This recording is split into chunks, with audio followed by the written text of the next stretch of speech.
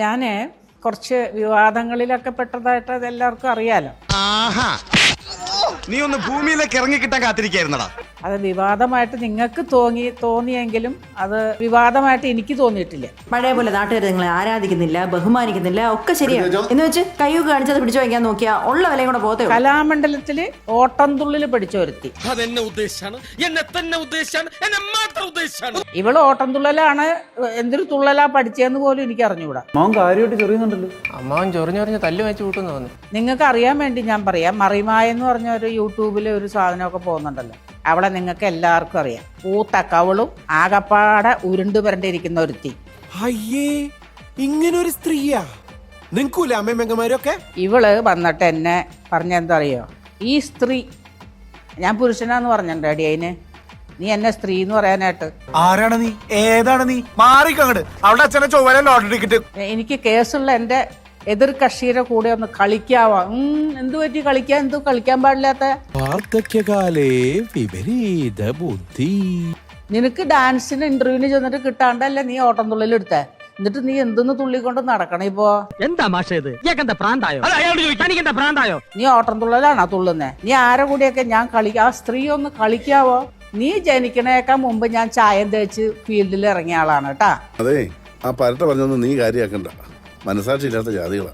പോരാത്തന് കാശിന്റെ നിങ്ങളിപ്പോ. നീ നിന്റെ അമ്മയുടെ വയറ്റിക്ക് ഉണ്ടാവണേക്കാൾ മുമ്പ് ഞാൻ ഫീൽഡിൽ ഇറങ്ങിയ ആളാണ്. നീ വലിയ ആർട്ടിസ്റ്റാന്നാ നിന്റെ വിചാരം? നീ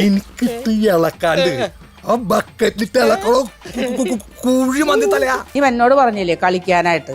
എന്ത് കളിക്കാൻ? നിനക്ക് ഇപ്പൊ കളി കാണണം. എന്റെ വാസു, ഇവൻ ഞാൻ ഉദ്ദേശിച്ചതിനെക്കാളും തറയാണല്ലേ തത്തറ.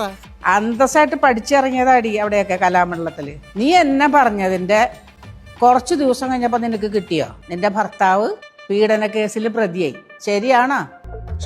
മറ്റുള്ളവരുടെ പേഴ്സണൽ ലൈഫിലേക്ക് ഒളിഞ്ഞു നോക്കുന്നത് നിങ്ങളുടെ തൊഴിലായിരിക്കും, പക്ഷെ അതെന്റെ തൊഴിലല്ല. നീ എന്റെ ആ കേസിന്റെ സമയത്ത് നീ എനിക്ക് ഇട്ടങ്ങ് പൂശി. അപ്പൊ എനിക്ക് ഈ പള്ളിയും കുരിശും കോടയും കൊട്ടും വാദ്യൊക്കെ എന്റെ വീടിന്റെ നടയെ കൂടി പോകട്ടാ. മുഖത്ത് ചായം തേച്ചവരെല്ലാരും ഒക്കണോടി. അത് നീ ആദ്യം പഠിച്ചോ. നീ മുടിഞ്ഞു പോവും. ഇതെന്റെ ശാപമാടാ നിനക്ക്. നിന്റെ ഏറ്റവും വലിയ തൊഴിൽ മറിമായത്തിൽ തുള്ളണാണ്, അഭിനയിച്ചോണ്ടിറങ്ങണ. അപ്പൊ അത് ഞങ്ങളെല്ലാരും കണ്ടോണ്ടിരിക്കണം. വലിയ ആർട്ടിസ്റ്റായിട്ട് എന്തൊരു കുരിശായി പോയിട്ട് ഭഗവാനെ ഇത്. നിന്നെ എന്ത് ഉർവശി ശാരദാന്ന് ആരും വിളിക്കാത്ത വലിയ നടിമാരൊക്കെ നമുക്കുണ്ടല്ലോ, അവരെ പേര് നിനക്ക് ഇടട്ടെ ഞാൻ. എന്നാ പിന്നെ നീ ആരാന്ന് നിന്റെ വിചാരം? 100 കണ്ടീഷനും 1000 ഡിമാൻഡ്സും. നിനക്ക് അതിനകത്ത് വേറൊരു പേരാണ്. നിന്റെ പേര് പോലും അല്ലല്ലോ മറിമായത്തില്. നിനക്ക് പറ്റിയ പേര് തന്നെ നിന്റെ ഇപ്പോഴത്തെ ഫിഗറിന്. തനിക്ക് നാണമില്ലോ? എത്രയോ പെൺകുട്ടികൾ പണിയെടുത്ത് ജീവിക്കുന്നു. നിന്റെ എല്ലാത്തിലും കയറി തലയിടുന്ന വൃത്തിയായിട്ട സ്വഭാവം ഉണ്ടല്ലോ, അത് ഇന്നത്തോടെ നിർത്തിക്കോണം. ഈ ഒരു അവസ്ഥയിൽ എങ്ങോട്ടാണ് ഇവരുടെ ഒരു പോക്ക്? സസ്ത്രീ തെറ്റ് വരെ